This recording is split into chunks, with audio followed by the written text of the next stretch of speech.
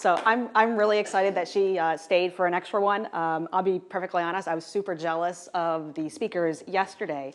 And my talk is going to be a little bit different. It's kind of dark, if you will, because of what I do as an investigator. And I'm like, ooh, I really want to see what she's going to put up on there.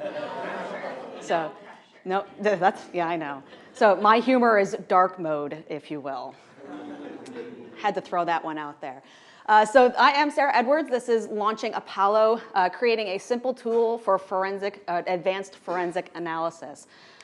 So a little bit about me. Hi, I'm Sarah. I like cats, and I couldn't say no to this one graphic. I particularly like the little glove paw thing. I think it's adorable.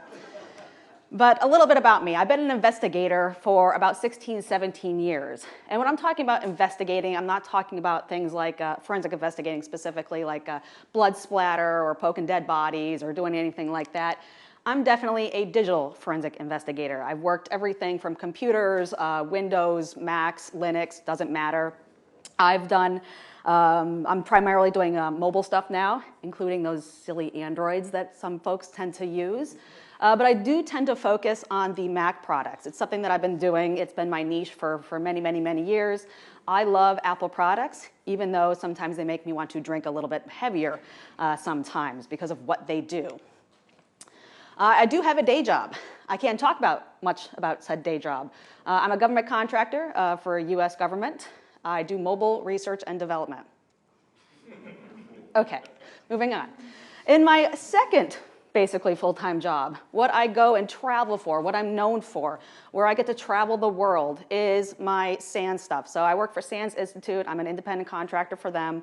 I teach Mac and iOS forensics and incident response. So it's something that I've been doing for about the last, I don't know, about 5 years or so, and it's awesome. I get to come out to conferences like this. I get to go to exotic locations. I get to teach. I get to go to Monaco. I get to go to Maui. It's awesome. And I get somebody else to pay for it, and I think that's the really important thing there. So this particular picture up here, we have class coins. So there's, at the end of this 6-day course, we have a whole day just on a challenge to do a forensic analysis on a whole scenario. If you win the challenge, you get the coin. So I do have a couple of the coins. I think I actually forgot to bring them with me, but they're in the hotel if you want to see one. But I figure, if anything, you guys could appreciate the design of this coin. We got to design our own coins. And I'm like, make it very Mac specific. Those colors have to be exactly right in that order with the clover, the command symbol in there. So everybody thinks it's a gay pride one, and I'm frankly okay with that too. But it does kind of show the logo of the old school Apple logo that we've had a long time ago. And so this presentation comes as kind of a secondary presentation to what Matt was talking about, my Maui presentation. So I introduced my tool called Apollo in Maui. I guess that was about 8 months or so ago. I didn't actually realize it was that long. And this is kind of the secondary, like what has happened since then. So what's happened during the launch of Apollo. And again, I can't recommend enough going to Objective by the Sea. It's a fantastic conference. It's in great locations. That's kind of the point of Objective by the Sea. It's always going to be in a boondoggle location. But I'll be honest, if your bosses are giving you a hard time, it is the best conferences now that I have been to in a really, really long time. So I'm here to talk about pattern of life. So a lot of folks who don't get into digital forensics or not in the criminal or law enforcement type world may not have heard of pattern of life. So what is it? It's really your pattern. It's when you go to work, when you come home, what applications do you use? How often do you use them? Do you have these weird quirks, like in the middle of the night? I know I do this. I want to know what time it is. I'll do the tap to wake, right? To figure out what time on the phone it is. And I'll do that throughout the night because there's no alarm clock with the time in my hotel room. So there's just little tiny things in there. And each little tiny minute detail can actually tell a story about what is happening on that device. So I'm really going to focus here on the iOS perspective. I was hoping to get a little bit more of the Mac stuff in for this particular conference because I think that would be a little bit more relevant to you all. But I've been busy. I've been really, really busy. So I will talk a little bit more about some of the Mac stuff a little bit later on. But everything from when the device is locked, when it's plugged in, when the flashlight is in use. Yes, stupid things like that are tracked across all these iOS databases. And there's tons and tons of different databases where each little detail is being tracked. So I'm going to take all these different topics and probably a few more that are not even shown here on the screen And I'm going to kind of consolidate them in how I do my certain analysis. So Apollo was created because there were certain problems that we had to deal with. Things like data extraction. So even getting to the data is easily one of the hardest pieces, especially with iOS. We're dealing with encryption, we're dealing with data protection. We can't just hook it up to iTunes and dump all these sweet databases. They are not publicly accessible, if you will. So in my community, we have to use a couple of creative utilities. Things like the GrayShift Gray Key box. Anybody hear about that one? That is the new hotness in iOS forensics. That's going to give you a nice full file system dump of your iOS devices. And when I'm saying full file system, I'm talking full file system. It's not an iTunes backup. iTunes backups does not have most of the juicy stuff. Maybe a health database, maybe some power logs, but most of the stuff that I'm going to talk about in this presentation is not publicly accessible. So I can also send it off to a company called Celebrite. It's another company that'll do that full file system dump for me. Or for me, because I don't have access to most of that, I'm going to use a jailbroken device. I use jailbroken devices all day long in a variety of different ways. Different jailbreaks, different point levels, different everything. I am always jailbreaking my devices because it gives me that level of access to the data that's being stored on there. Another thing that I have to talk about is data correlation. So there's tens and almost hundreds of different databases on iOS. And I want to take a piece out of each one of those, but that takes time to correlate that all together. So that's why the script was created, to kind of help that correlation come into play. There's a lot of data there. You have to be very specific. You kind of have to filter and know what you're looking for to get that data correlation. Now, building SQL queries. Fortunately, Apple is somewhat consistent, and the database, the file format they use, is all SQLite. Awesome. I can deal with SQLite. I can make a SQLite query, pulling and extracting very, very specific types of data. So you'll see a couple of the queries as we go along. Next thing is analysis time. So the big piece here from a forensic investigator standpoint is that it takes time to go through hundreds of different databases. It takes time to build the queries. It takes time to research. It takes time to test. What's being stored in the database may not necessarily be what you think it is. So that's where testing comes into play. Apple does some really weird stuff with timestamps, with data values, with whatever. It just doesn't make sense. So your first assumption may actually be very wrong. And in forensics, you don't want to be very wrong. Analysis time, there's exigent circumstances. If somebody is going to, or somebody just got murdered, you have the suspect's device. You want to dump that phone immediately. Time is of the essence. You want to get that location data. Not all the data that's going to be stored on there that's going to be forensically useful is there persistently. It gets removed after certain periods of time. It's not retained forever. There's plenty of case backups. Most forensic labs have hundreds of devices that they haven't looked at. Either they can't crack into them, they can't get them, or they're honestly just piling up because of the lack of investigators in the field. They can't hire as many people as they would like. And then there's deep dive analysis. If you have a case backlog, you're not going to do a deep dive analysis on every single device. You need something quick, something to triage, something to just dump a certain amount of data so you can kind of get that scope in and get the investigative usefulness out of it very quickly. Now, Apple's data storage. This is what's going to drive you crazy. They use different timestamps. You're probably familiar with Unix epoch, but of course Mac has to roll their own too. So we got a Mac epoch in there, that January 1st, 2001 epoch value. So same databases, you're going to have one timestamp right next to another timestamp. And you're like, okay, this is what we're doing. Consistency, not a thing. Next thing is a variety of different data blobs. You're going to have these SQLite databases. They could hold a variety of different things. We're going to see protobufs. We're going to see gzip files. We're going to see different aggregation type data. So there's quite a few different items in there. The binary NS-keyed archives. So we'll have a SQLite database storing an NS-keyed archive or binary plist, which stores another one, which stores another one, which stores another one. Plist inception is what I like to call that. Yeah, that's really fun. You're like, oh, I finally got to it. Nope, another binary plist, and another, and another. Other things we have to deal with is the different types of recorded records. Now, most databases, you get a timestamp, you get some sort of data being stored. That's awesome. That's temporal. That timestamp, assuming that it's correct and appropriate, is for whatever that time is. Sometimes those timestamps are off thank you power logs. I've seen everything from about 9 minutes in the past to 12 minutes in the future. There's an offset table there. That one drove me crazy for years to try to figure out what it was doing there. I still have no idea why, but at least I figured out how to interpret it now. We might also have aggregated records. So there's the aggregate dictionary on iOS devices. And this is really keeping track of certain things, minute details, over the course of a week on a per day basis. So this one gets wiped after a week, and it's basically saying how many times was a certain button pressed? How many times did they use their fingerprint? Did they change their passcode? Certain artifacts like that are being recorded, but in an aggregated nature. There is no specific timestamp associated with those types of events. So kind of different data types that we have to deal with. And then finally, data values. Every database is different. You have to investigate and figure out what each column is, maybe not all the columns, but what is a 5? What's a 4? What's a 12? You have to figure out what each value, what its purpose is in life. And sometimes I've come across 1 and 0. Does not necessarily mean true and false. Sometimes it means the opposite. Sometimes there's a 2 thrown in there. And you're like, I thought this was a binary value. Nope, there's a 2 thrown in there.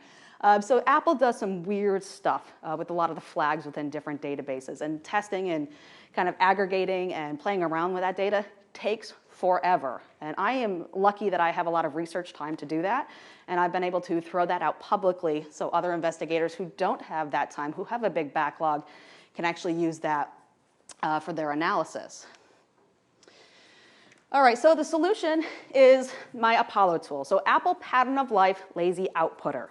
I love the name. I was really, really proud of that name when I came up with it. So this one basically takes all the different databases, and I only have a few examples up here. Again, there's plenty more databases up here. It takes them, it runs a query, sometimes multiple queries. Maybe one database might have 30 different queries, pulling and extracting different types of data out from a single database, and throws them into another database. Because why not? Database on database on database. So I have my Apollo database, and when I have that, it's basically aggregating all the data across all the other databases, but into a single place. So I can query that one now and ask for specific questions. What was the locations? What was the application usage? I'm going to show you a few of the examples a little bit later on this presentation. So every different item on the bottom here is a different query. And right now I have about 132 different queries, with plenty more ready to basically waiting to be written. There's a lot more stuff that I want to put into here. I just need to find the time to sit down and build the queries and test them to make sure they're ready for prime time.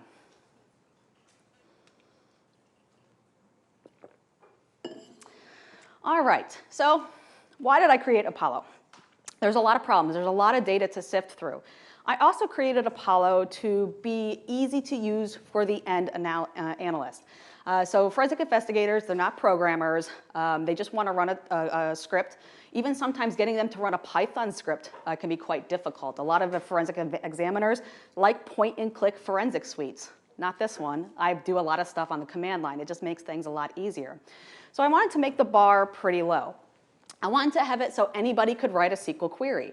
You know, with SQL queries, they can be fairly complex, but every database is different. If they have maybe a third-party chatting application, they want to build a query for the messages of that particular application, they can do that, and it just point it to the Apollo script, and it will dump out all those messages. So I want to make it as easy to use and open for anybody, though not anybody yet has actually built one for my tool. But you know, that's nothing, that's fine. It's just the capability is there.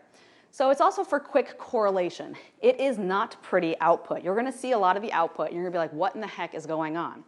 I take a query, I take a database. I apply query to database and dump the data. Now, sometimes this data is extremely verbose.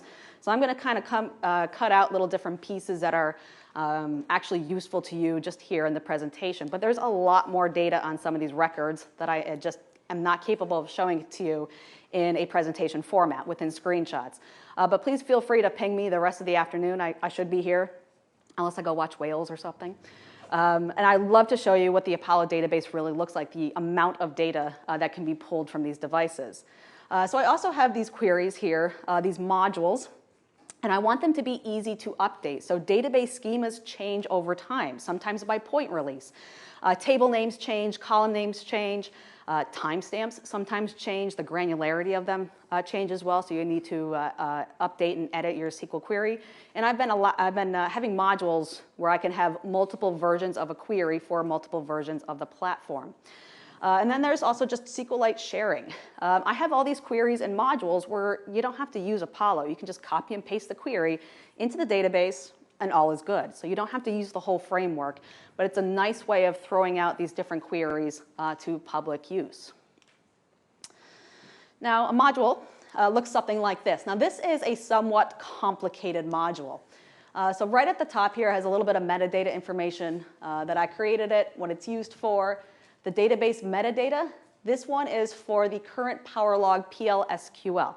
Now, if you're a database person, it's not the PL/SQL that you're thinking of. It's PowerLog SQL for this case.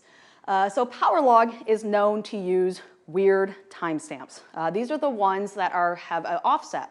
PowerLog table has approximately 200 some, database has 200 some tables within them, each storing a different thing. So you can imagine how long it takes to go through 200 different tables.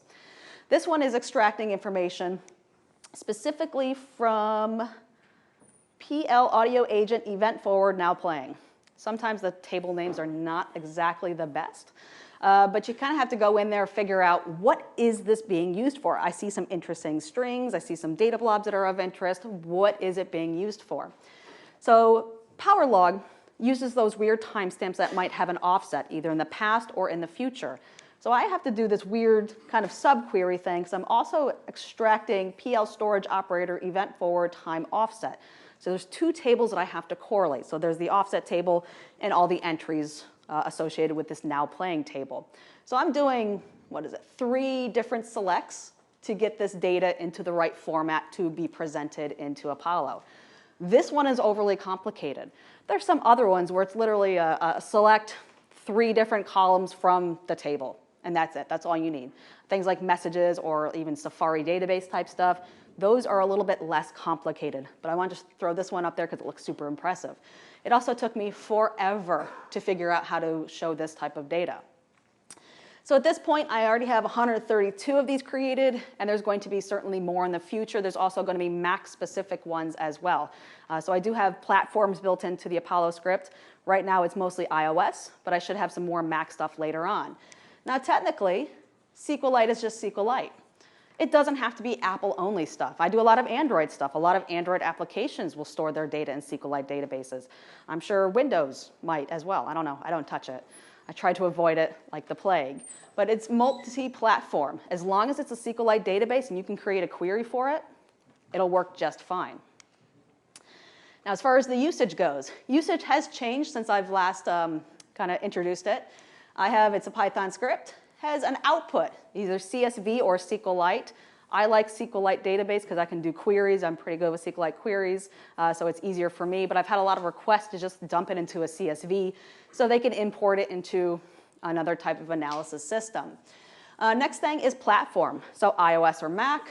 Sometimes they are very close together. And -V is for version. So right now this is for iOS version. I have some capability going all the way back to iOS 8. It's not full capability, but everything until 12, and there's the YOLO flag. So I got a YOLO flag in there, and that basically says, I don't know where this data came from. I don't care. Just try every query on it and see if it works. So it's kind of the Hail Mary of all of these. It might give you redundant data. It may not work the best, but it's the quickest if you don't know which platform or version you're running on. And then you just point it to the modules directory. So if I go back one, each one of these is a module. So I have 132 of these in one directory. Just point it to the modules you want and the data directory. So it's a dumb script. It could just be a directory full of PowerLog knowledge interaction databases, or it can be a full gray key dump or a zip file or an extraction from a forensic utility. It doesn't care as long as the file names are the same. So it's looking for that current PowerLog PL/SQL or the knowledge.c.db file. As long as those don't get changed, it's going to run the queries on them, and it's going to dump the data to the Apollo database. All right, so some examples. Does anybody want to volunteer their phone?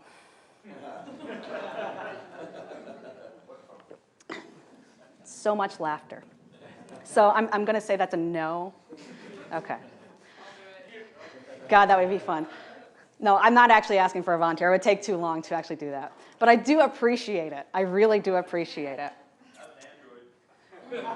Get out. No androids here. I promise I'm a nice person. That probably didn't make me sound so nice. So I'm going to show you a little bit of my past couple of weeks. So I dumped my phone. I have a jailbreak running on my phone, Chimera if you're interested. And I'm going to show you some of my current data. I want to show you realistic data because that's kind of what I'm looking at when I look at people's devices. So let's start off with a run that I had. So I flew to Amsterdam a couple weeks ago. I was teaching in Amsterdam. I took the red eye over, and in order to get over a red eye, you have to stay up as much as possible. So I get out, I unpack, I get to the hotel, I unpack, I do all that thing, and I'm like, it's a nice day out. I should spend some time outdoors. So I am silly, and I think to myself, I should go for a run. God, I hate running so much. So I went for a run. My hotel is probably right about here, give or take. There is this awesome park. It's called Vondelpark. It's fantastic. It was a beautiful Saturday, sunny. The birds were chirping, the dogs were playing. It was fantastic. So you could tell with the mapping that I went all the way around the park, and it was about a 2.63 mile run throughout that park. And I'm even showing you the workout data here. Yes, this is all my personal data. So 269 calories, about 30 minutes, average heart rate, and yes, I'm very slow at running. I really, truly loathe it. So what does this look like in the database? So we're looking at the HealthDB secure database. Just because it has the name it's secure or encrypted in the file name doesn't mean you can't read it. Perfect. It is, it's a database that you can actually get in a public sense. So if I do an encrypted iTunes backup, you can look at your own health data. So that's one of the few that you don't need one of those special boxes or jailbroken status to extract. So this is showing you the workouts for a particular day. So I've already dumped all my Apollo. So this is the Apollo output. And I have filtered it down by a particular day. So May 18th, 2019. So maybe what, about a month or so ago. And I'm looking for a specific workout. So I have different activities that I can filter on. I'm kind of working on making these a little bit better, maybe having some sub-activities. But I have two workouts here. So the first one that's highlighted in yellow, this is the morning run. All the timestamps are in UTC if they look weird to you, so just keep that in mind. So that's my morning run, and then I took a little walk in the later part of the day, and I recorded that on my Apple Watch. So I specifically went into my Apple Watch and recorded an outdoor run and an outdoor walk. So it's storing certain pieces of metadata. Start and end time, the time zone, I was in Amsterdam, it's storing that. Duration, about 30 minutes, calories burned, 269. The lat and long of the workout. So I have the watch, it's got GPS, it's going to try to store the lat and long of that particular workout when it started. So I can map those a little bit later on. It also stores some metadata, temperature, the time of day, humidity, weather, all this stuff where if you just kept scrolling in that one window, it would show you the weather. You know, was I running in the rain? Was it cloudy? Was it indoor? Was it outdoor? That's some good information that I can use. So going in there, I am now looking at the timestamps associated with this first walk here. So this is just the workout metadata, but I want to get full data associated with that particular workout. So I look for the timestamps, and this timestamp we're at 8:13 down to 8:14:02, and I believe this is about 20 seconds or so. Now data is going to be extremely granular. Once you start going into workout mode, a lot of things start pumping up. So there's different sampling rates. So when I talk about heart rate and things like that, normal sampling rate for heart rate is maybe every few minutes or so. Just walking up here on stage, it's going to capture it every couple of minutes. When I get into a workout mode, it is constantly sampling my heart rate. So you're going to get a lot more entries when heart rate is at play here. So I've highlighted a few, and you can see I'm starting at 174, and it's gradually going up. This is the, kind of into my run, but it keeps going up and keeps going up until basically I die. So that's what's going on here. I don't actually show you that nice long death. But all that data is being recorded in the health application. I like to say, if you can see it in the GUI, it's likely being stored in a database in some way, shape, or form. Now, I have yet to do some screen time. I've been getting a lot of questions with the new screen time. That is being stored in a database. It's a little bit more complicated of a database, thus I'm still kind of working on those queries. But I should have blog articles out eventually detailing what all is being stored in screen time. The data, the device for the data, if you've shared across different devices, that's all being pushed into that database as well. So there's certainly some interesting information that's going to be stored in there. So this one is heart rate. So what can I do with heart rate? Well, different forensic scenarios. A couple of examples here. This one is real life scenario. I think this one is in, Germany. Investigators were using this health database information to basically see, was the suspect doing something that he shouldn't have? So they were looking at the health data and heart rate was up. Number of floors climbed and dropped. Well, not dropped, but they were climbed. What this person was doing was basically dragging a body into a ravine. That's going to show some interesting data. So my colleagues and I, we went to try to test this. Now, we don't have any dead bodies. That's not something that's usually easily obtainable legally. But we wanted to test this thing. So the Freiburg Police Department tested it. They basically sent a suspect of the same size, the same kind of build, down a ravine, up a ravine to see if it matched the data that they were seeing on their suspect's device. So my colleague and I, we did a whole presentation on the health database. She was kind enough to drag a body for science. So this is what we do. So this is her husband. This is her. Husband is not exactly the smallest person, a lot of muscle there. He just happened to die conveniently on a tarp. Thank you. So let's see. This is a video. So.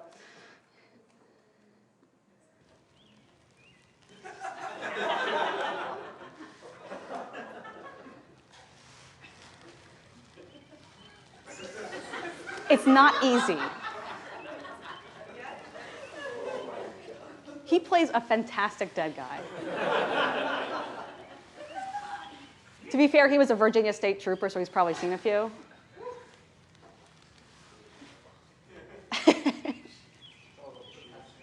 Yeah, she's wearing flip-flops too. Now, if you drag a body, don't wear flip-flops. Yeah. That's probably where she injured herself. So yeah, she actually did pull a muscle or two doing this. She was sore for a few days. Yeah, that's true.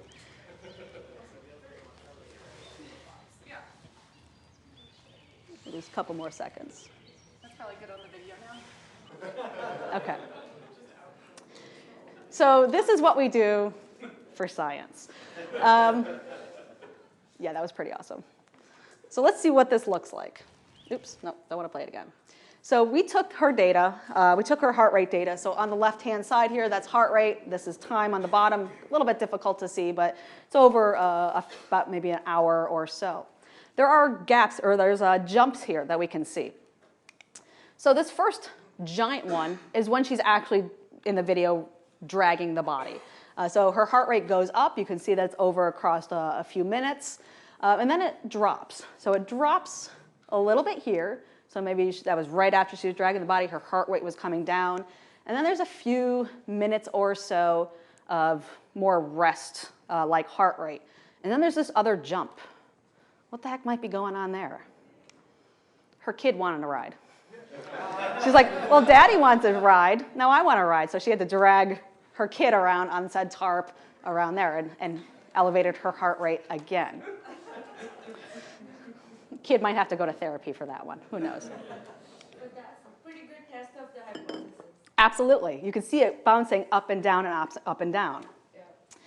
All right, so let's add in a little bit more information. So again, this is going back to my data. We saw the heart rate that was highlighted in red. In yellow and blue, this is going to be the steps and the distance. Now this is also going to be important. So dragging a body, you're not going very fast, right? You saw maybe she was, I don't know, 5 feet or so.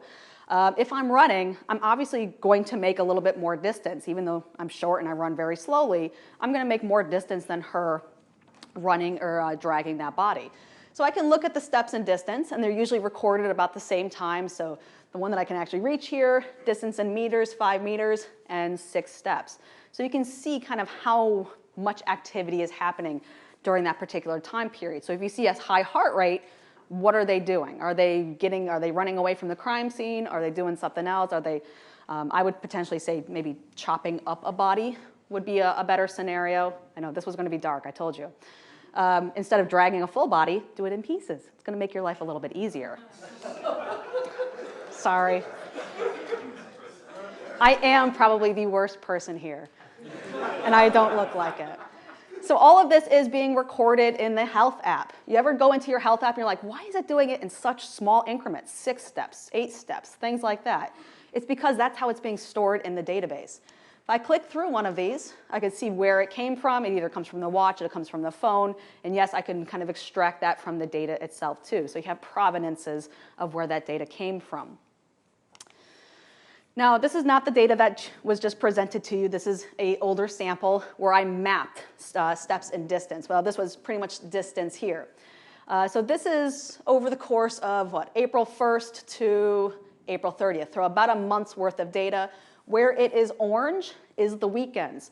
So this is going to show you how you can track patterns with workouts and activity within distance. So all those little green guys, that's every single time I did a workout. This was back when I was trying to do about 5 workouts a week. You can see that I was not doing so well this particular month. So I was doing a lot of traveling. Traveling and exercise for me is particularly difficult. I was teaching in Orlando. I got a couple of workouts there, and I was presenting at B-Sides Charm in Baltimore, and I got 1 workout there before spending the rest of the weekend in Baltimore. But there is this weird other gap. I didn't do too bad over here, but there's this weird gap. Very low, didn't do a whole lot of distance. You have to correlate maybe against things like email or calendar or anything else on that device to say, what was happening here? Why is it so quiet? I was sick. I was out sick. I was, honestly can't remember what it was, to be perfectly honest with you. Oh, it was my gallbladder. Yeah, that was what it was. I don't have a gallbladder anymore, as it turns out. So I was out sick because I was having some serious gallbladder issues. So that's why it was so very low. So it's all about correlation. You can look at single data points, but you need to put context to that to really tell the full story of a certain person's device. All right. Now let's get into some locations associated with workouts. So if you got your phone, you got your watch that has GPS, a lot of location information is being stored while you're doing the workout. So I have a whole location category. So during the workout time, I did actually extract some locations. Most of these are routine D locations. So when you go somewhere, when you leave somewhere, your house, your work, major significant locations, they're all being tracked into databases. So this is where some of that is coming from. The ones that are highlighted in yellow, those are the ones that you already saw before. Those are the health workout metadata information. Now the ones highlighted in purple, I got coordinates there. I've kind of mushed them together so you can copy and paste them out into Google Maps for a real quick triage. But what happens, big change that happened from iOS 11 to 12 is this data used to be stored in a protobuf. Protobuf's not exactly the easiest data output or format to look at. Not bad, but in iOS 12, they started breaking it out. City, state, neighborhood, major thoroughfare with next to a body of water, things like that. So now you can start seeing the different strings in there. So it's interesting to see how databases change over the different iOS versions. So highlighted over here, you can see some strings in there with the Netherlands right there. So this is my run within Amsterdam. So a little bit of zoomed in there so you can see that. So I took one of these locations, and it's pretty much the same location across all these different purple highlighted areas here. Copied it and pasted out, threw it into Google Maps, and we have something like this. So that is where my hotel was. So I was staying at the Amsterdam Marriott Hotel. The GPS location coordinates put it basically across the street, but my room was right there. So it's pretty close, it's pretty accurate. It's not always perfect now as far as GPS goes, depending on how much signal you have to the GPS satellites, how close to the buildings, whether you have interference from other buildings like that, it may or may not be as accurate. This one was pretty accurate. You can kind of tell exactly where I am. This is the park that I did the run in. The hotel was pretty much right next door to it. Now, because this is routine D data, I can also go into my device and look at all that significant information. If you've never looked at your significant locations before, highly recommend you do so. It'll freak you out real fast. So I have hundreds of significant locations. When Apple changed it from frequent locations to significant, so I think that happened in iOS 11, from 10 to 11, all of a sudden they started storing more data. So sometimes Apple gets rid of data, sometimes Apple adds more data in. From a forensics perspective, that's awesome. From a privacy perspective, maybe less than awesome. But I am going to use this data to try to figure out where was this device at a specific time. So showing you my Amsterdam Marriott Hotel significant location here. Every single one of these is pretty much when I was there. And they've even started showing if I arrived there with a walk or not. So some oddly specific detail. Useful stuff. All right, now we're going to put in some more application stuff into here, a little bit more context to what I was doing on this device before, during, and after workout time. In the blue, that's before my workout, the yellow is during the workout, and the purple is after the workout. So this data is pretty much being stored under an application usage activity flag here, and it shows you the app name, just kind of show you this one here, by the bundle ID. So every app, system, third party has a bundle ID. That's how I'm going to know what application was being used. Some are more obvious than others. Some you might have to Google search to figure out what the heck third party app is this thing. So an example, pre-workout. So before the workout, I was looking at the Maps application, looking to see where that Vondel Park was, how far was it, which way out of the hotel do I have to go to. I was also looking at the weather. Do I need to wear a jacket? Am I good with just wearing a t-shirt? Then I was doing mobile timer. Like, mobile timer is kind of weird. That one actually took me some time to remember what the heck I was doing there. I had just flown over from a red eye, and my Apple Watch was running out of battery. So of course, I'm not going to go running without my Apple Watch because I want credit for that. I am not going to move without my Apple Watch being on my wrist. So I set it onto the charger, and I time myself. I take maybe about a 20 or 30-minute nap, just kind of like lying there doing my thing, while it charges up enough charge so I can get credit for it on my watch. Then I go back to Maps, make sure I know where I'm going, do a little bit of chatting on Signal, and then do some more stuff with mobile timer. So this is all before I actually turn on that workout. Now during the workout, a few other things. Yes, I'm using apps during the workout. Now this is from an iOS device. I was carrying my phone with me in my pocket. I had to turn off the timer. I forgot to turn it off, so of course it's like ringing at me while I'm running. The Maps application, this is at some point, I think I started it at about 8:04, about maybe midway, basically saying, how much farther do I possibly have to go? And I was at the other end of the park, and I had to make it all the way back. Next up, camera. So I was taking a lot of pictures during this. It was a really, really pretty park, and I wanted to capture some of that on my run. It's also an excuse just to walk for a little bit. I'll be perfectly honest with that.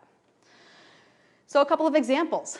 At 8:30, I took this one. Now you notice that the timestamps are off. That's all time zones. Pretty picture, lovely park. There's a pond, there's a church, all sorts of good stuff. Right at the end of my workout, 8:35, I had to get that selfie. So of course I was rocking the AirPods, I was listening to music. I was listening to music specifically on my watch. That becomes relevant a little bit later on. And I just get a picture of me in the park. Now post-workout activity. I am back onto Maps. I wanted to make sure that I'm going the right way. Twitter, com8bits.tweety2. This is the native Twitter application. So it's a little bit obvious. If you do a lot of work with third-party applications, you're going to know some of these right off the bat. Other ones you may have to do a Google search for. Apple Fitness. This one is the activity application on the iOS device. More Twitter, weather, mail, Safari, Maps, back and forth, back and forth. Now this is all showing also usage time. So this usage in seconds, 4 minutes on Safari, 526 seconds on Twitter. You'll notice if you look at my data, I spend a ridiculous amount of time on Twitter. It's kind of crazy. My screen time is always like, get off Twitter, It's kind of concerning at this point. So I do spend a lot of time in there. This is not even what screen time is using. This is being stored in another database. What you're going to find with a lot of these databases is that it's redundant data. It's the same stuff stored in multiple ways, sometimes for different retention periods, sometimes in different formats. But I like that because now I can correlate and make sure that I trust this data because it's also being stored here as well. Now, there is a gap of time. So sometimes I'm looking at this data and I'm looking for gaps of time. So this is going to show a device was not being used. This could be useful. To go dark again, if I'm chopping up a body, I'm probably not going to be on my phone. I'm going to have, I don't know how long it takes to chop up a body, but a good amount of time between that last app that was used. He regrets this completely now for bringing me up here. See, forensics people, yeah, they're like, oh yeah, body chopping, no problem. So I have this gap of time, 8:40 to 9:07. It's about 30 minutes. Any thoughts to what I was doing? Shower, yeah. I was in the shower for that amount of time. So I can pretty much see those gaps, and I can try to use context to figure out, okay, she just went for a run. She, of course, checked her Twitter before and was taking a shower before she went back to checking Twitter, because that's all that Sarah does. Next thing, this particular one right here, 8:40, com 8 bits tweety 2, 45 seconds. Sometimes when we look into these databases, we need to break out of just looking at a single record and look for a lot of the context associated with that. At that particular time, I was sending out a tweet. So you can actually go to my public profile, you can see that I sent a tweet out, and it had all the pictures that I took on my route. The whole point of me going to that fitness app right here was to take the screenshot of that map in Vondel Park. So you can correlate all of these, look at the data on the device, and say, oh, yep, look, Sarah was tweeting again. She's got to show that she was actually running out there because people won't believe her if she just says it.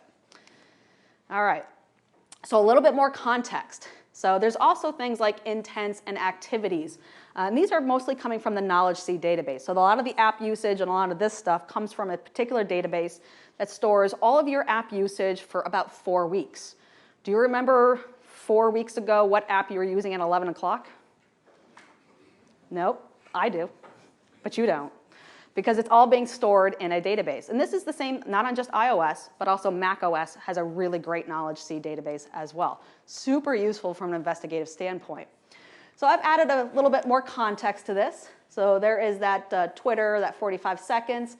Before and after, I was also using Twitter, and it shows the intent for a compose intent. So this was me composing the tweet. Different applications will have different intent fields, but it'll give you a little bit more information on what exactly was the user doing in a particular app. Another one on the bottom, going back to that mobile timer. So we got mobile timer, but you have a few different options. You got world clock, you got alarm, you got a few other options in there. This is just going to show you which window you're actually in. And this one was for the clock timer. I basically set an alarm for that 20 or 30-minute nap while my Apple Watch was charging. All right, next thing, let's talk about media. So what is playing? So this is during my workout, and I want to know what was Sarah listening to during her workout. So this is highlighted pre and post workout. If I click one, there is this giant gap. It's only looking at what I was playing on the device, on the iOS device. I was using my AirPods with my watch. That's not being recorded in the iOS database. Now, if I actually get access to watch data, my guess is I could probably find a Knowledge Sea database with that same exact information on there. But getting access to Apple Watch data directly from the watch itself is ridiculously hard. You have to wait for it to sync back to iOS. And it does not necessarily get pushed into the iOS databases. So there is a gap of time. Now, I was definitely rocking out during this run. There's no way I'm running without music in my ears. But you can see before and after that I was listening to music on my iPhone. Now, different things that you'll see in here is that you'll see different entries that are over and over and over again. It's not that I like listening to that same song over and over. It's because I'm stopping and starting and stopping and starting. And you'll see this with CarPlay too. If I plug and unplug my device and I'm commuting in my car, you're going to see the same song over and over again. You can also see different applications. So it's not just Apple Music, But I also decided to play a video at some point, some NBC local media video here. Doesn't give you a whole lot of details. But I went from jamming out to looking at some WebKit data. So it was either through Safari or through an app that uses WebKit to present to me that video. So that also provides a little bit of context as well. Now, a few other things. Things like making a phone call. This is an example right up here of just correlating everything together. So this is taking data from, I don't know, probably about 5 or 6 different databases, mushing it together so I can start figuring out what the heck was going on with this particular device. So right at the top here, I was doing some browsing at Marriott. I was trying to reserve a room. I spent the first part of this week at Notre Dame teaching high school girls basically all about digital forensics. Talked less about dead bodies there, but still same kind of flair, trying to get them interested in the career. There's some amazing folks at Notre Dame doing a lot of that cool research. So I was basically trying to reserve a hotel room in South Bend, Indiana. It was on Marriott's website. Now this is actually data from my Mac. Because it syncs Safari history across all my devices, I'm now seeing my Safari history browsing on my iOS device. Super useful from a forensics perspective.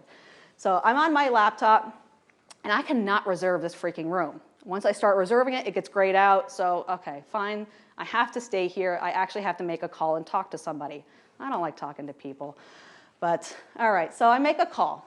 Actually, I tried to use the Marriott app first. Maybe it's something wrong with the web browser. Maybe if I try the app, it'll make me reserve it. Nope, didn't happen. So I go onto mobile phone. Now, right before that, you'll see these 4 different widgets, those stupid widgets. If you swipe right, you get all the widgets in the iOS screen. Those swipes you can easily see here. They all have the same timestamp. It'll show you which widgets you were actually viewing at that time. So accidentally swiped right before I went to the mobile phone, Apple mobile phone, and then started making a call. So that Apple in-call service. This is the in-call phone screen that you're seeing here. So I am obviously starting to make a phone call. Audio identifiers, you can see if I'm using the speaker, where it's outputting to. So if I had AirPods associated with this, if I had my Bluetooth, my Bose headset associated with this, you would also see that as well. This one's just the audio speaker. Down here, there's the actual call. So this one's being pulled from the call history database. So call information, what number I called, which direction, where it originated and duration, all that good information. That was nice in South Bend, Indiana. And then finally, more browsing. So during the call, a guy was trying to help me of trying to find a different place, what to look for, how to reserve things. So I was browsing at the time. And then finally, at the end here, the call was ended. So it was about 200 some seconds at a time, and I didn't get a room. So, well, that was fun. I eventually did get a room a couple days later. Thankfully, somebody probably was able to cancel their room. Now, other activity like CarPlay. So I love CarPlay. I specifically, when I was buying a car, looked for a car with CarPlay. This is the most expensive research device that I've ever bought. My accountant has no idea how to account for that. I'm like, it's not a mileage thing. Stop asking me about mileage. I'm sitting in my car just doing research on CarPlay. And then he just gives me a weird look. I'm like, well, that's what I do. So I got another example here. So I have CarPlay, and I have health information. So this is me in the morning going down from my apartment, going down the elevator, walking to my car. So you see the steps, you see heart rate, you see all that good stuff being stored in there. I get a message that's from my mom, I think. I've redacted that so you can't see. And I was making a lot of to-do lists. So Apple Reminders is up there. So this is right when I got back from Objective by the Sea in Monaco. And I'm like, okay, I'm home for maybe 4 or 5 days. What all do I have to get done this week? So I kept doing reminders. And you can see that throughout this particular data set. Next up is app usage. So Apple Reminders. And finally, we get a CarPlay connected. So when it's connected, when it's disconnected, I can see that that's being tracked. So at this point, things like distracted driving, was the user using CarPlay? Was the user using an application that is associated with CarPlay, like things like Facebook and WhatsApp? No, WhatsApp is actually on CarPlay. Other things like Signal or any other messengers. Do they have CarPlay components? You know, were they distracted? Were they texting somebody at a particular time? That is something that is very relevant, and you can see in this data set. Now, this is just me driving and listening to music, so nothing super interesting. But I got the COM Apple Music. I'm listening to some tunes here. The coordinates, so you'll see location being scattered throughout here. I've redacted that. That's basically my house. Heart rate and Apple Music, so you can see the first few songs while I'm starting my commute in the morning. So not a whole lot of stuff going on there. Now, if I was talking to Siri and I was dictating messages, you would be able to see a lot of that as well. So you can see the Siri, the Assistant D, all that good stuff in there. Now, a little bit more about just straight up location. So we've already talked about some of these, some of the workout locations, some of the routine D stuff, but there's other places to get location-based data. So location is extremely useful in forensics. If somebody did a bad thing in a place, I want to show them that they were in that particular place. It's very, very useful. So let's talk about wallet. I am a big proponent of using my Apple Wallet, Apple Pay, to pay for everything, especially when I'm in foreign countries. So I don't have to, you know, have them go find a pen to do my signature, because in the US we still have to do chip and sign. And everybody's like, why is it asking for a signature? I'm like, because I'm US and that's how we do things here. So using my phone actually bypasses that weird, awkward step. So I have a few transactions here. I'll zoom in just a little bit. So these first, 4 different transactions. That's using my Chase card, payment pass, com.apple, a variety of different amounts here. Yes, that says 459 euros. More on that later. There is a reason. Different categories, dining, dining, dining, and lodging. And the merchant name. So the merchant name may or may not be immediately recognizable. And we got a lot of other past information in there. So let me take those first 4 and do a location search around the same time. Figure out where was I when I was purchasing these particular items. So this first one here is all the Rue Plage stuff. So that's a beach. And the second one is this Hotel Cap Ferrat. So if I map these two, I was hanging out on the beach in Nice a couple weeks ago. Worst life I live right here. You know, I teach in Amsterdam and I had to talk in Monaco. What are you going to do with the time in between? Hang out on the beach in Nice. So I was hanging on the beach. It was a nice day. I ordered a couple drinks. I had a nice meal and basically did nothing, and it was fabulous. So those are what those transactions actually are. So if I actually go back, if I recall correctly, that's a coffee and a water, that's wine, that's cheese. So, you know, doing the whole French thing. Love it. Love it. Next thing was a very fancy dinner at Le Cap, which is a what's it called? The star, the Michelin star restaurant. Thank you. Yeah, only 1 Michelin star. I know, right? It's a treat yourself kind of moment, if you will. So I hung out on the beach all day and then went and had a nice fancy dinner. I actually put on a dress, and that's saying a lot because I do not generally wear dresses. But I was really afraid that they were going to kick me out. But you can see that I spent a nice chunk of money, 459 euros. Yeah. But I also got the wine tasting. They don't tell you how much the wine tasting is. So I was like, okay. Worth it, exactly. It was absolutely worth it. Treat yourself. All right, so next day, I looked at this other one here. I was like, map. What is the merchant name map? Oh, no. So I went and I started thinking, I'm like, what the heck was that? It's cheap, comparatively, 7.6 euros compared to my fancy schmancy dinner. I'm like, what the heck did I do? And this is on the next day. This is the next morning. Well, I looked up the restaurant, and I looked up the location coordinates. I plugged those into Google Maps, and then I remembered very clearly what I did. I went to McDonald's. I had to make up for my previous night's debauchery, if you will, and I got some food from McDonald's. It's in the hotel right underneath where I was staying. So I'm like, yeah, that'll work. And then I went on to Monaco. So your data can tell a lot about you. And you've seen a little bit about me, more than you know, you look at my data, there's a lot of stuff about me that's out there, but I use my data because it's realistic. I travel all over, I do all sorts of stuff. I do things with my watch because I'm looking for that test data. I'm looking for things that I can say, okay, this is what this weird thing is. If I see, one example, and I forgot to show it to you in a certain slide, if I see a backlit event for 8 seconds, that is me doing a tap to wake on a screen. That is something I do a lot, it turns out, because I can search for that particular thing, and I'll see that over and over, especially at night, because I want to know how many more hours of sleep do I actually get. So data is really very useful, and it can tell you a lot about different people. People use their devices in different ways. So 8 months. I asked on Twitter, and I got a few other responses of, hey, is anybody actually using this? More for than just playing around with it, but is anybody actually using this for investigations? And I got a lot of responses back, yes. So on the right is, I put this one up there, is one of your Canadians' finest from Calgary Police Services, Mike Williamson. And he's really been using this tool a lot. He's actually making a GUI version for it. So I'm happy to see that, because I don't make things pretty. I don't make GUIs. I just write crappy Python scripts to output ugly data.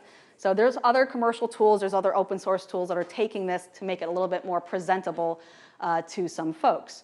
A couple of other instances, kind of mentioned already, the distracted driving accidents. I've had a lot of students, I've had a lot of folks email me saying, hey, this was exactly what I was looking for. They can see apps, they can see location, they can see people stopping, and then boom, there's the accident, there's the time of the accident, and start correlating with all of that. The next one is finding literal smoking guns, not joking. One of my students in one class, we hadn't gotten to location section yet, and he's like, hey, when are we going to talk about location? It's like really, really kind of in the zone, like 2 days from now. He's like, can you just point me to the book where that has that in there? And he was talking and working a case while he was in class. They had just picked up a suspect's device. They wanted to figure out where they potentially dropped a firearm after a shooting. So they went, they parsed the data, found a literal smoking gun. You know, this is exigent circumstances. This is very quick. This is within hours of a crime actually happening. Next thing is dumped bodies. Again, not to go super dark or anything, but one person was using location data to figure out, were they near their girlfriend's house? The girlfriend ended up dead. So they can show that they were by the house. They can also show that they were by the dumpster where the girlfriend's body was being found. So you can start correlating that and putting a timeline together. Drug overdoses. Things like all of a sudden, if they're wearing watches, heart rate goes to 0. What does that mean? Dead. Do you have any idea how hard it is to make it look like you're dead on an Apple Watch? It's really hard. I have tried like barely taking it off. I've tried everything, slipping paper in there to show that heart rate dropping. It is very hard to mimic. But this is one of those cases. If you see heart rate and it's going slowly down, either they're dying quickly or they're dying fast. And you can actually see that within the data. Again, not to go dark again. But this drug overdose, they were actually able to see, you know, where was the time of death, the location associated with that, maybe potentially where they picked up drugs that they weren't supposed to be using at that time. What else we got in here? A flashlight. You never know when something so obscure and weird is being tracked is actually going to be very useful in investigation. A couple of different students basically say they saw a person on CCTV or rolling by using the flashlight application on the app. And that puts time associated with a particular device. So one of them was like highlighting a car and the person was being murdered or something like that. And the other one was basically shown on CCTV using the flashlight to illuminate something in an alleyway or something like that. So it can be very useful to find those really obscure artifacts. Next thing is use of previous applications. So this one was a harassment case. They were basically harassing using a specific third-party application. When they got the device, that no longer was installed on there, but using some of the databases that are keeping track of data and network usage for certain apps and processes and things like that, they were able to say, hey, this weird third-party app was being used on a particular day, and this is how much data was being pushed across of it. So you can't hide so much just by deleting a application. There's another one, evidence destruction and anti-forensics. This one came from an investigator who basically had a victim, someone who died. They had her phone. And talking to her friends, her family, they said that her phone never had a passcode. It was wide open, it never had a passcode. By the time the investigators got to it, it had a passcode. Now, that's weird. So it's probably set by the suspect to basically say, don't allow the investigators to get access to that. If you have a PIN-locked phone, sure, they can't get in.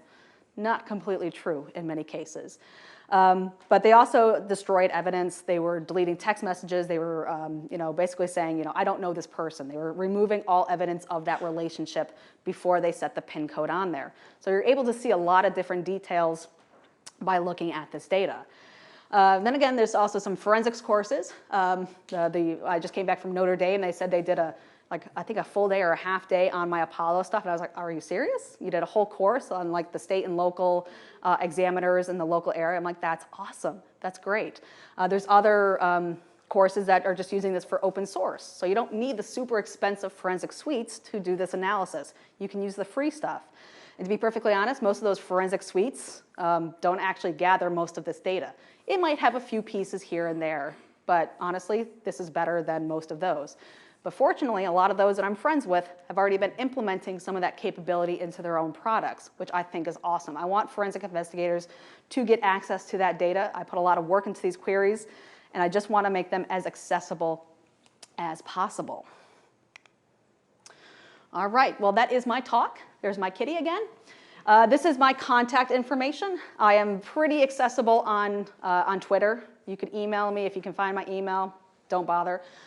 Twitter is the way to go. My blog is macforensics.com. I do have my sticker. If you want a copy of that, come find me a little bit later on. If you're interested in the course, it's FOR518.com. That's the course number. 6 days. It's a fun time. We dive really deep into Mac and iOS devices. And if you want to play with Apollo, there is the GitHub location for it. So I think, do we have time for questions? All right, so let's, anybody got questions? Or is everybody too scared? Check, check. In front.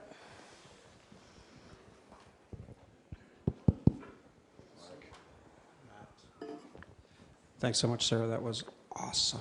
Thank you.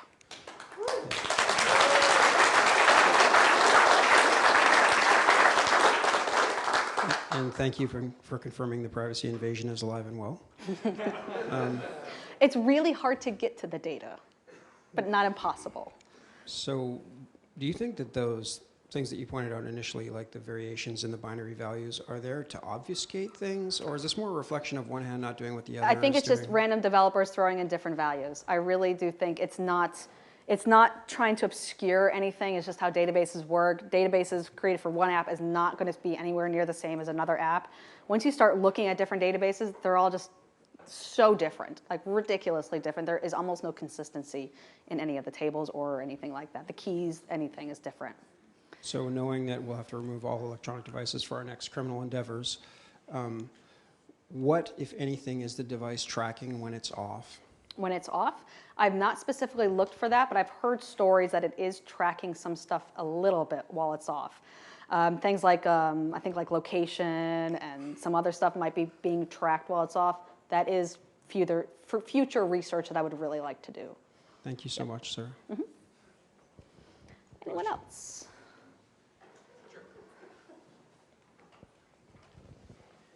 I just had a simple question of how much over the past like 5 or 10 years has the granularity of this tracking like changed and evolved? So there's certainly more stuff being tracked now than there was 10 years ago. Now, things like location. Remember consolidated.db? Like 6 or 7 years ago, research came out, and that one was actually stored in the backup, so it was very accessible to literally everyone who did a backup. So they took that, and that was very granular location information. Forget how long it was stored for, maybe like a week or so. But Apple took that away and basically changed it and put it into other location databases. Some of those databases exist, some of them they don't anymore. There's quite a few that have changed over time. I think generally speaking, more granularity for everything. Apps being used. I mean, we have things like screen time. We got things like routine D. It's really looking and tracking, trying to figure out what is the next thing that it should present to you in the iOS screen. It's trying to help you. But in order to help you, it needs to collect a lot of information, which is very forensically useful. So it is helping me, too, which is very nice.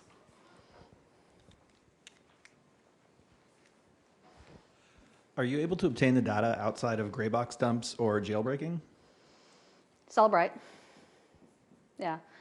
Whatever, there's only a few different, magic boxes out there that'll actually dump the data. Those are usually law enforcement only. So if you do not have access to law enforcement or those boxes, you're likely going to just be doing a jailbreak.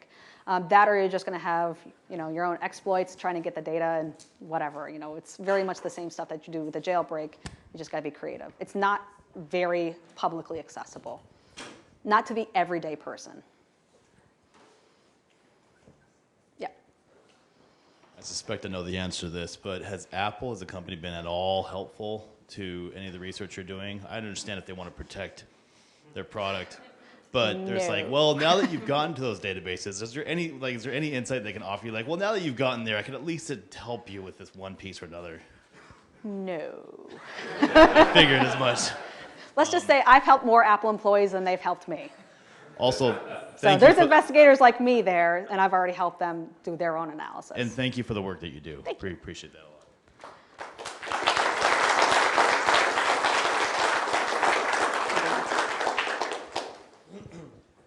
Can you share with us your best success story?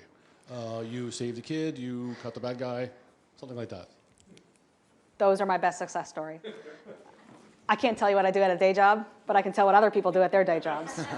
So it's people using these things to help their investigations, kidnappings, bodies, murders, all that stuff. Yeah, it's ugly, it's hard, but I'm very happy when other investigators, they send me a link saying, hey, this news article, your stuff helped on it, or like that particular query helped on that. Like that is a huge win for me. That's why I keep doing what I'm doing. Yep. Yeah. So investigators all over the world. Yeah. It's awesome. Thank you, Sarah. Thank you. Thank you.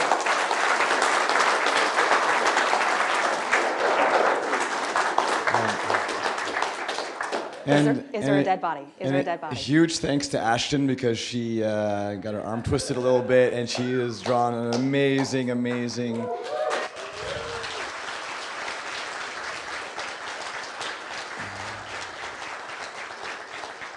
This graphic recording is so amazing. I was watching some of the other stories, and you can see the talks. Like, just is there a body? Is there a body? Oh, this is the first MacDevOps talk with bodies. So a workshop next year? I'll bring the tarp.